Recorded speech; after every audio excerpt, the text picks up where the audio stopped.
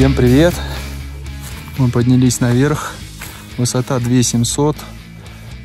Здесь внизу у нас река Тюте. Выходит она в Курайскую степь. Новый маршрут, который я никогда не катал. Раньше ходили пешком. Вот. Сзади меня долина 3 озер. Туда уже пешком идти мы не дойдем сегодня, потому что время уже 6 и 3 часа мы сюда, 3 часа мы поднимались на квадроцикле в Крутике. Сейчас будем спускаться. Часов 8 будем в базовом лагере. Наш гепард.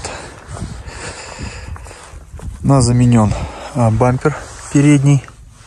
Стоит полностью алюминиевый. Есть с ручками, но я от ручек отказался. Мне главное, чтобы был свес. Свес — это вот эта часть, да, когда мы переезжаем канавы и траншеи, да, мы заезжаем колесами и бампером, не упираемся. Штатным бампером мы все-таки упираемся, цепляемся и останавливаемся.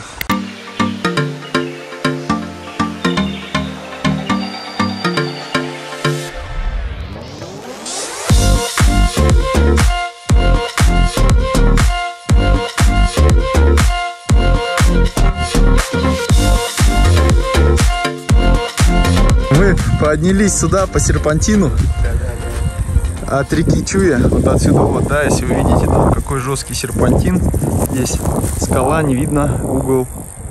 Вот, и едем мы к Можайскому ущелью.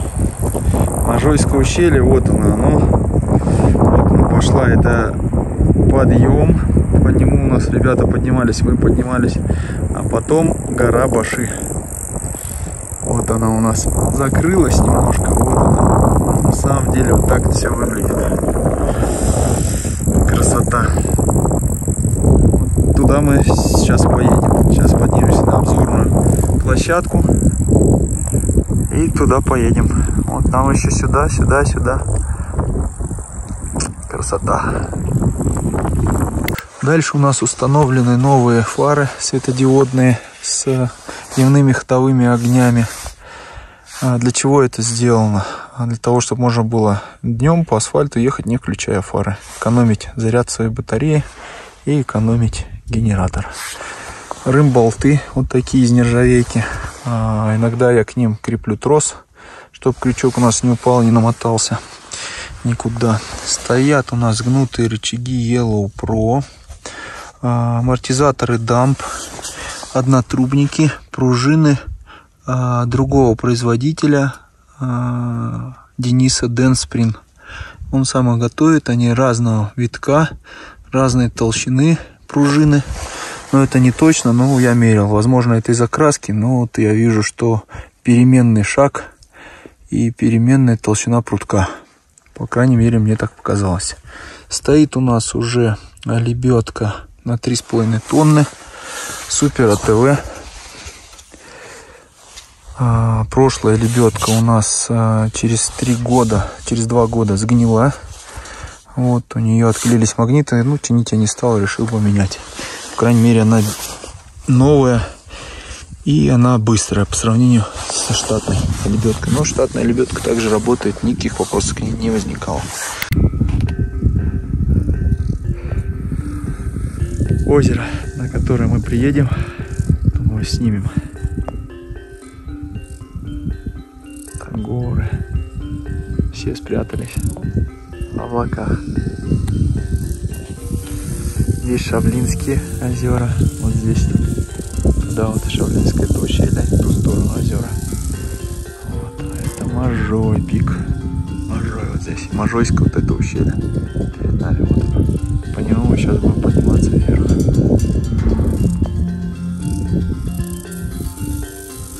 Здесь мы тоже видим, да, никакие пыльники мы на полиуретан не меняли. Шаровые стоят трек.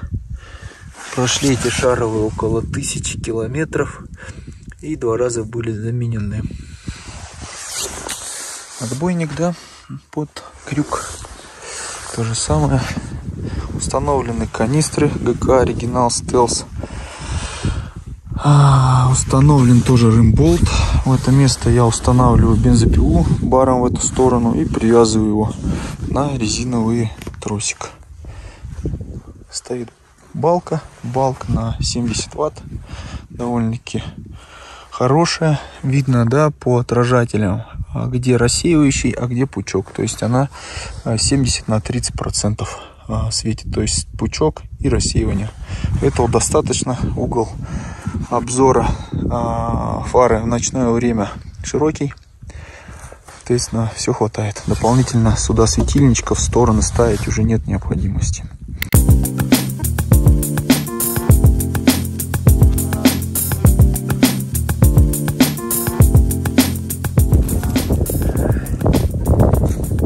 Дима, мы приехали.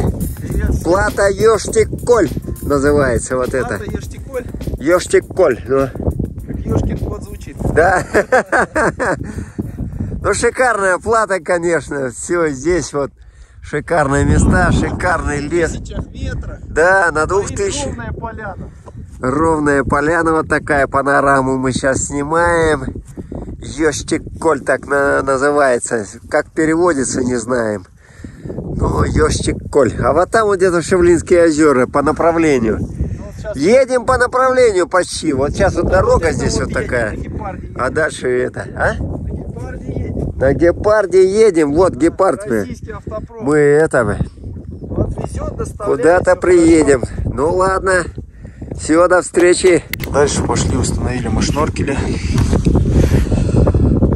Установили своего собственного производства радиатор с пробочкой, да, датчик температуры включения 96 градусов. Сюда мы поднимались, большой затяжной подъем, почти 1,5 часа мы сюда карабкались, не спеша, ну, собственно, не грелись, температура была в одном положении.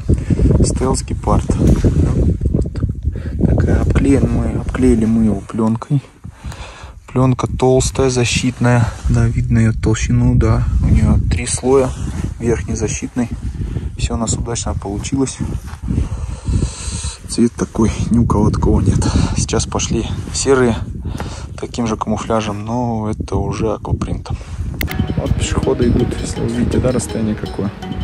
Они сбираются, 2 дня идут туда, 2 дня обратно. А мы можем на квадриках все это сделать за 1 день. Такая красота. Приехали мы с того перевала. Перевал 2500 метров. Вот здесь мы пошли на понижение. Здесь, по-моему, 2200. Вот ниже там 1800 и еще ниже.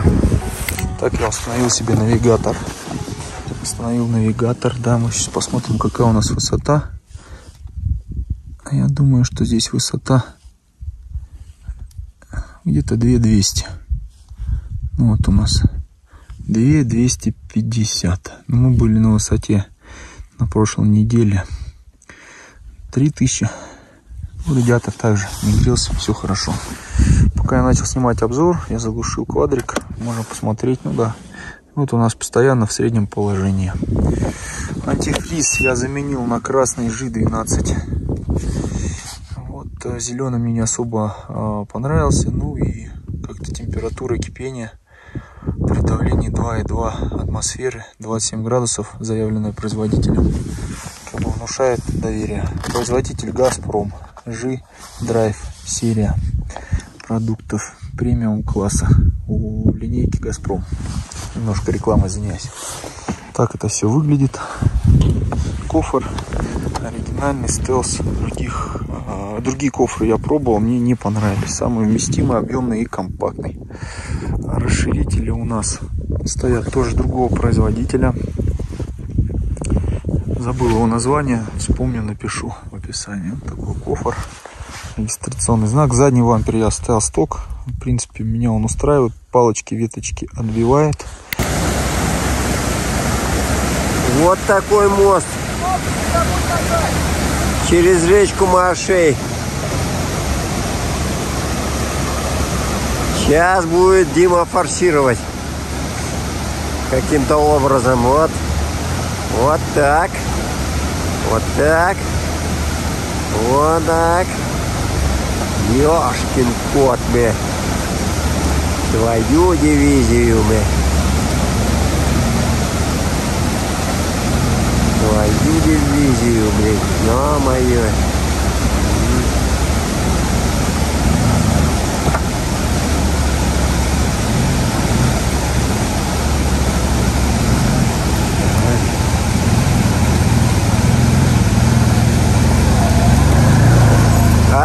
Офигеть!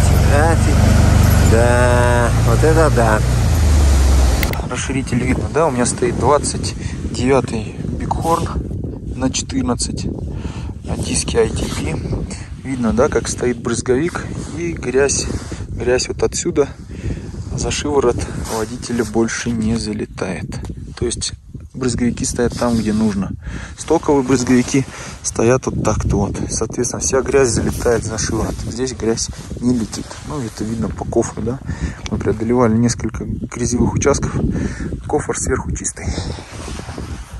Квадрик 2018 года, пробег 2600 на сегодняшний день. Задние колеса 29 на 11 на 14. Также установлены пружины Denspring, синие, как все любят называть их. Гнутые рычаги Yellow Pro на сайлент-блоках. Хотелось бы на втулках, но решили поставить на сайлент-блоках. Втулки стоят оригинально от 2020 года. Все, что опробовал раньше втулки, все это полная ерунда. Жили они километров 500. Эти втулки уже 500 километров, и на них люфтов нет. Да, видно, да? Как у нас ест резину скала. Глушитель у нас из нержавейки. Не стоит, как от 2020 года у нас не стоит между баком и глушителем экрана, который идет с завода. Почему-то не заказал, забыл. Но пока не греется, слава богу, все хорошо стоит. Стоечки тоже 21 года. У них здесь стоят укосины. 20-го, с 19 года у меня их нет. Спереди стоят. Спереди я сам приварил, потому что стоит большой радиатор большого объема, имеет особый вес. Боялся, что от вибрации разрушится. Это гора Куркурек. Тут перевал Учитель. Кызылташ. Вот перед нами. Вот оно, озеро, до которого мы пытались доехать, и показывал я в предыдущем видео. А вот там вдалеке ретранслятор. Здесь обычно все поднимаются и фотографируются.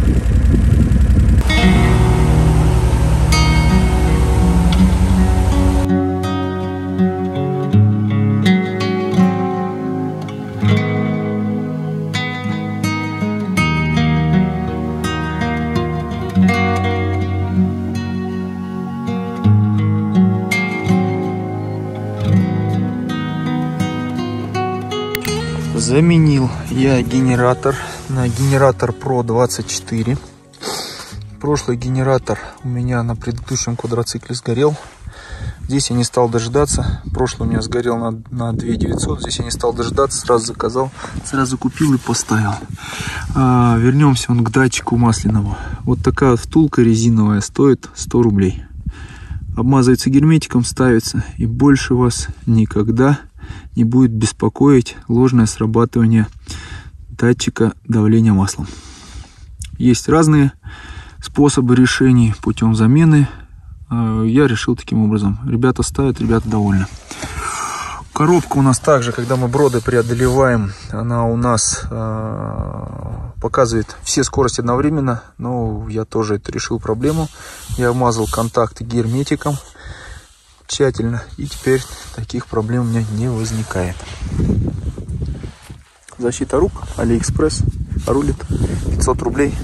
Палочки отбивает, по пальцам не бьет. Зеркала тоже AliExpress, цена 900 рублей, такие же как на 21-м, на 20-м году, только вот эти стоечки более низкие. Соответственно, я заезжаю в прицеп и за крышу не задеваю. Сегодня 23 августа, понедельник. Мы поднялись со стороны Акбома на ретранслятор. Перед собой мы увидели вот такую вот красивую картину. Весь север Чуйский хребет. Вот он так идет, таким вот образом. А там вот вдалеке гора Белуха, самая высшая точка Республики Алтай. Вот так она у нас выглядит, красиво. Алтай, Сибири. Сибири? Сибири. Шноркели стоят, шланги стоят. Жидкость антифриз у меня красного цвета, да. Видно, что воздух немножко есть. Ну, видимо, не до конца еще подкачал радиатор. Ну, все жду, когда подкачает уже. неделю катаюсь, в таком паре она все и работает. Кстати, хотел показать. Вот эта часть у меня всегда плавилась. Как я приезжал на Алтай, я ее откручивал, но глушитель, который нагревается, начинает жечь штаны, ногу и так далее. Я решил эту проблему. Теперь у меня эта часть вообще не плавится. С той стороны у меня приклеена фольга. Глушитель. Это патрубок впускной. Кстати, тоже поставил я его полиуретановый, резиновый, оригинальный. Обмотано в 2 слоя термолентой. Термолента с Алиэкспресс. И по индивидуальному заказу, перерисовывая оригинальный экран защитный из нержавейки, был вырезан вот такой вот крабик, длинный по всей длине. Я потом сниму, покажу, как это выглядит. Соответственно, на пластике на этом с обратной стороны стоит алюминиевая фольга защитная. Обмотан в 2 слоя термолента. И сверху стоит панцирь. Все. После этого у меня перестала вот эта часть плавиться. Здесь еще стоит дополнительный белый отбойник резиновый, который ставит на глушитель от снегохода. Собственно, он дает определенное расстояние от глушителя, чтобы вот эта часть, ну, когда пассажир ногами бьет, не задевала за глушитель. Стоит у меня отключатель массы. Вот такой вот кнопочка. Реле выключения массы. Это от автомобиля «Газель». Я просто нажимаю кнопочку, и у меня выключается масса. Достаточно одно нажатие сделать, и масса включается. Не нужно никакие обычные ключи поворачивать, размыкатели, которые от воды ржавеют, перестает быть хороший контакт, из-за этого горит генератор и так далее. Гора Белуха, дядя Саш показывает ее вот. Да. Рассказывай, дядя Саш. Ну, гора Белуха, высота 4506 метров, это восточная Белуха, я показываю, а туда правее, если смотреть, это Белуха западная, она чуть пониже. Обычно ходят на восточную Белуху, популярный маршрут. Но туда 45 километров, отсюда примерно тоже 45 километров. Вот такая, ну, здесь мы поднялись на квадрике, шикарный вид. Я вообще не ожидал, что отсюда так хорошо видно Белуху. Не зря поехали. Все, мечтаем родственников сюда свозить, показать. Родных и близких. Видно, вот еще стоечки-то, вот такие вот трубки загнутые. Закреплены они за полочку, чтобы у нас кофр не играл. Наш оригинальный радиатор, который можно мыть керхером, кидать грязью, рубить топором. Мы даже кидали в него лом. Лом пролетал, в принципе, все устраивает. Кстати, температура на улице 21 градус, и мы на высоте 2250. Стоит диффузор. Диффузор образует щель. Щель мы закрыли уплотнением, вот, чтобы воздух у нас отсюда не проходил. Трубочка у нас у оригинального радиатора выведена здесь, все это упирается. У этого радиатора у нас выведено в сторону. Вот так он стоит, ничего нигде не задевает, если видно, да? Собственно, все впритык. Вот такой вот вынос у нас замечательный. Вынос Yellow Pro. Антон, привет тебе, спасибо за хорошее изделие. Вынос проваренный, здесь все заварено, ничего не дребезжит, Единственный минус — это вот эта вот часть. Мне немножко она не нравится, лучше была бы она цельной, закрытой. Вот, но, к сожалению, так не делают. Просто, видите, люстра болтается за этой полочки. Ну, это не особо роль играет. Это крепеж радиатора боковой. Кстати, он нет не здесь. Вот он ниже, один ниже. Вот он болт, если его видно, да, канистру можно будет снять. Снимем канистру.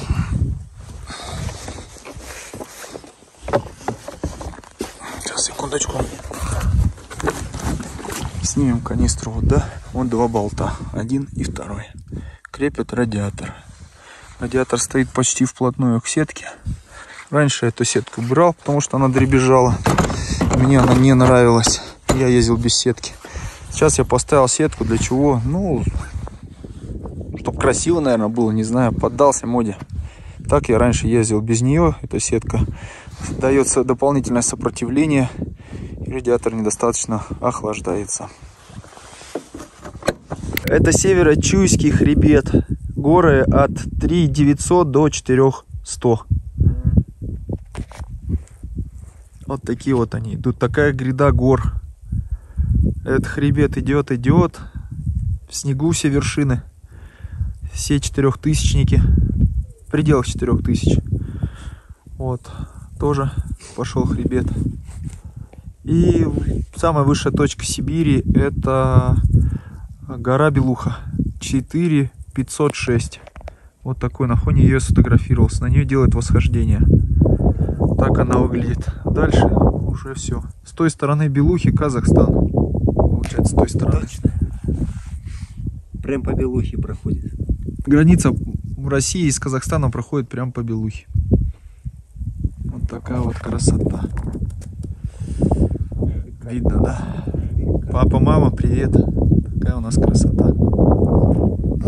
Будете смотреть это видео, переверните телефон в горизонтальное положение. Постараюсь сейчас сюда приехать с Таней и с Ромой. Попробуем, по крайней мере. Мы пытались подняться в упряжке с ним пару раз. Вроде молчит. Попробуем. Не пойдет, так вернемся. Вот, ну, красота очень. Прям просто здесь находишься, смотришь и заряжаешься энергией гор. Там внизу какие-то люди тоже живут. База, коров пасут, видимо. Кстати, вырезали мы капот. Забыл сказать, да? Вырезан у нас капот, дыра там, чтобы воздух проходил сквозь полость эту. Вот. По идее бы вот эту всю защиту убрать. Она тоже забирает температуру. И когда стоит стоковый радиатор здесь, вся температура идет по этому тоннелю, нагревает еще двигатель сзади. Вроде без бака выходит. Это не есть хорошо. Двигатель греется. Мы снимали вот эти половинки, засекали температуры, где-то на 10 градусов двигатель самостоятельно остывает на ходу только из-за отсутствия вот этих вот боковых плоскостей и вот этих вот защиты. Но с другой стороны, если их нет, будет лететь туда грязь. Установлен у нас электроусилитель нового образца 2020 года. Вот это полный комплект, был куплен на заводе Стелс. Собственно, он и был установлен прошлый, у нас просто отказался работать. Это болтики от BRP. Снегохода я поставил, потому что эти болты постоянно заводские проваливались. Ну вот я их изменил. Выключатель люстры. Люстра у нас включается отдельно кнопкой. На другом гепарде я делал дальний, ближний свет. Дальний — это люстра включалась, ближний — это были вот эти вот светодиодные фары. В дальнейшем я их поменяю. У меня есть готовый комплект без вот этих трех полосок, просто отдельно светодиодная лампа с дневными ходовыми огнями. Мне она очень нравится. Вот, посмотрим. Ну и там заявлено, что они более яркие. Если у этих 30 ватт, то у тех 40 ватт. Сравнил, действительно, те ярче светят. Но конструкция немножко вот этих линз, да, другая. Там одна круглая линза. Кстати, вот даже подножки рекомендую к установке. В грязи, даже когда снег забивается, ноги скользят, здесь они держат. Держат тебя, держат пассажира. Очень доволен гепардом, кто бы что ни говорил. Кстати, вернемся к рулю. Руль у меня расширен проставками примерно по 2 сантиметра, по 3 сантиметра с каждой стороны. И варена вот такая-то перемычка. Для чего варена? Потому что когда большой широкий руль, большой рычаг, он начинает немножечко ходить. Мне это не очень нравится. Поэтому перемычку поставили сюда. Хотел выше, тогда перекрывает обзор панели приборов. Поэтому поставили ниже. Так вот я еду, вижу панель приборов, вижу все кнопки, вижу навигатор. Отдельно навигатор из крепежа сделано. В магазине крепеж куплена скоба по 90 градусов. Засверленное отверстие. Да, засверленное отверстие. И закреплен держатель Garmin.